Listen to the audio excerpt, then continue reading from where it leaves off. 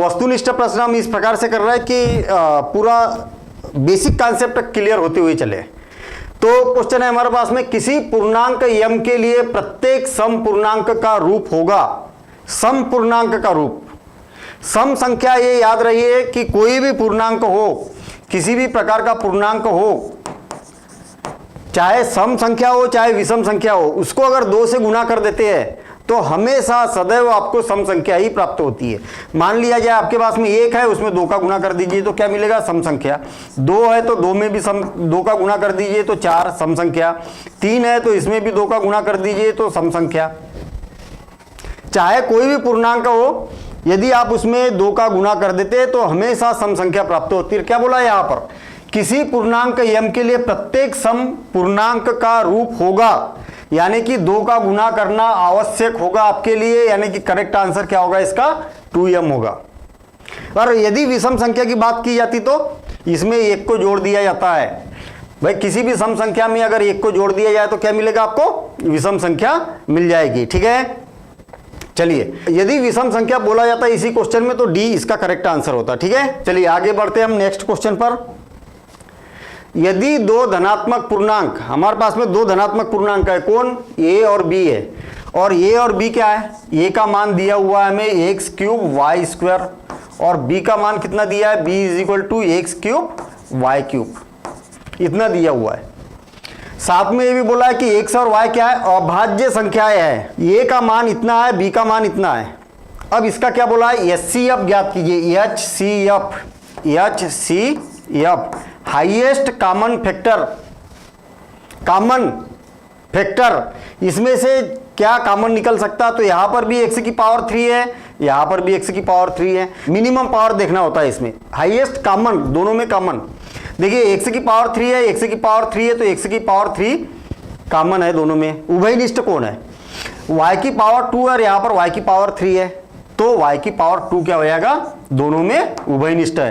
तो highest common factor जब भी निकाला जाएगा तो आपको ये देखना है कि दोनों में कम से कम पावर वाले को यहां पर लिखना है।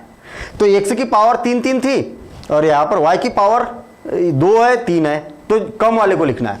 और इसी क्वेश्चन में अगर एलसीएम अगर की बात की जाती है, एलसीएम लोएस्ट कॉमन मल्टीपल, लघुत्तम समापवर्तक। लघुत्तम समापवर्तक क्या होगा? लघुत्तम समापवर्तक ये होगा कि इसमें अधिकतम पावर को देखा जाता, तो x की पावर 3 और दोनों में y की पावर क्या है? 3 है, तो ये क्या हो जाएगा? इसका एलसीएम हो जाएगा। पूछा क्या है? HCF पूछा है, तो x क्यूब y स्क्वायर कहा है, x cube y square, D हमारा करेक्ट आंसर है। यदि 2 धनात्मक पूर्णांक p एवं q निम्न की तरह व्यक्त किए जाए, किस तरह से व्यक्त किया जाए? p का मान है हमारे पास में a b स्क्वायर, और इस क्वेश्चन को आप लोग करना फटाफट सॉल्व, मेरे बताने से पहले आपके पास में इसका सॉल्यूशन आ जाना चाहिए। a और b क्या है? अभाज्य संख्या है। तब एलसीएम क्या होगा? एलसीएम ऑफ पी क्यू क्या करेंगे आप? अधिक पावर वाले को लेंगे कि कम पावर वाले को लेंगे? तो एलसीएम में अधिक पावर वाले को लेना है। तो ए की पावर 1 है, ए की पावर 3 है, तो अधिक पावर किसकी है? 3। बी की पावर यहां पर 1 है और यहां पर 2 है, तो बी की पावर 2 को लेंगे। तो एलसीएम क्या आ जाएगा? एलसीएम क्या आ जाएगा? ए क्यूब बी स्क्वायर। ठीक है, ए क्यूब बी स्क्वायर कहा है, ये डी में यहां पर आंसर दिखाई दे रहा। ठीक, ये क्यों आएगा भाई? डी। ठीक है, बहुत बढ़िया, डी आएगा आंसर। ठीक है, तो याद रहे कि एलसीएम मतलब अधिकतम पावर और एचसीएफ मतलब, एचसीएफ का मतलब हाईएस्ट कॉमन फैक्टर। कॉमन निकालना है ना आपको, उभयनिष्ठ निकालना है, तो यानी कम पावर वाले को लेना है। ठीक है, तो ये बात याद रहे। ठीक है, चलिए ठीक है, नेक्स्ट क्वेश्चन करते हैं हम। अब देखिए क्वेश्चन आ गया, ऐसा क्वेश्चन हमने पिछली क्लास में किया था। यहां पर क्या है? 3 क्या है? परिमेय संख्या है। क्या है? परिमेय संख्या है।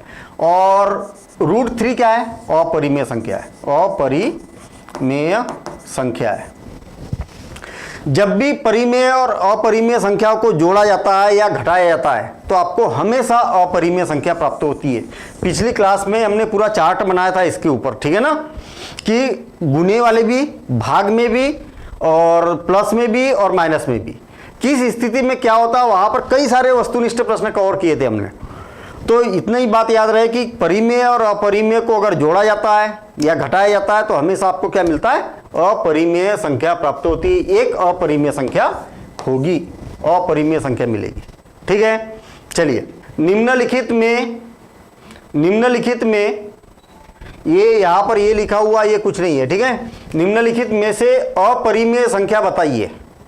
अपरिमेय संख्या देखिए 0.14 जो शांत दशमलव रहेगी ना वो हमेशा परिमेय होती है, याद रखना। जो शांत दशमलव रहेगी मतलब डैश डैश डैश डैश नहीं आएगा, वो हमेशा परिमेय संख्या रहेगी। 0.1416 ये भी परिमेय संख्या होती है। क्यों? ये अशांत है, देखिए कैसा, इसका मतलब क्या है 0.1416161616 और dash dash dash dash continue, ये बार लगा हुआ है ना, इसका मतलब क्या है, अशांत है। लेकिन जिसमें रिपीट होता है ना वो भी क्या होती है, परिमेय संख्या होती है। शांत परिमेय संख्या है, अशांत भी परिमेय संख्या अगर रिपीट हो तब। ये भी रिपीट हो रही है इसलिए ये भी क्या है, अशांत है लेकिन परिमेय संख्या है।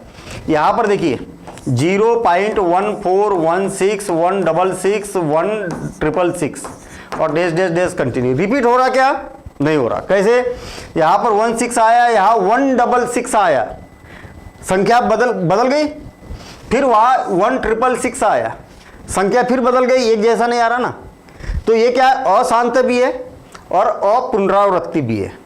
जब भी अशांत और अपुनरावृत्ति हो तब अपरिमेय संख्या होती है। तो अपरिमेय संख्या कौन सी होगी, ये वाली होगी। चलिए अगला क्वेश्चन क्या बोलता है, निम्नलिखित में से कौन परिमेय है। अंडरवुड वाली संख्याएं दिखाई दे रही है सभी जगह, जो वर्गमूल के बाहर नहीं निकल सकती वो अपरिमेय संख्या होती है, ये याद रखना। जो वर्गमूल के बाहर नहीं निकल सकती, वर्गमूल रहेगा ही रहेगा, तो अपरिमेय संख्या। अब आप देखेंगे कि इस 49 का वर्गमूल कितना हो गया, 7, और 64 का 8, 8 ही 64, पूरा वर्गमूल के बाहर निकल गया, कुछ भी वर्गमूल में नहीं बचा, तो ये क्या होगा, परिमेय संख्या होगी, यानी कि करेक्ट आंसर यही होगा। बाकी में देखिए ये 9 9 81, लेकिन नीचे वर्गमूल का वर्गमूल ही रह गया, पूरा पूरा बाहर वर्गमूल गायब हो जाना चाहिए, ये क्या हो जाएगी, अपरिमेय संख्या होगी। अगर वर्गमूल गायब नहीं हुआ तो अपरिमेय संख्या, बस इतना याद रखना आप। बस दो ही चीजें, अपरिमेय और परिमेय। अपरिमेय कौन सी रहेगी, जो वर्गमूल के बाहर नहीं निकल सकती, एक। दूसरी बात, अशांत हो और रिपीट ना हो, वो अपरिमेय संख्या। बस ये दो ही चीजें याद रखना है, बाकी की दुनिया की सारी संख्या अपरिमेय संख्या। ये भी नहीं निकल पा रही है बाहर और ये भी नहीं निकल पा रही है, तो अपरिमेय। ये 7 ये निकल गया और 101 का वर्गमूल हमें नहीं मालूम, तो ये भी अपरिमेय संख्या, यानी करेक्ट आंसर क्या होगा इसका, ये होगा। देखिए एक क्वेश्चन है, लेकिन एक क्वेश्चन के आधार पर आपके कई सारे क्वेश्चन कवर हो जाना चाहिए यहां पर, ठीक है ना। चलिए नेक्स्ट क्वेश्चन।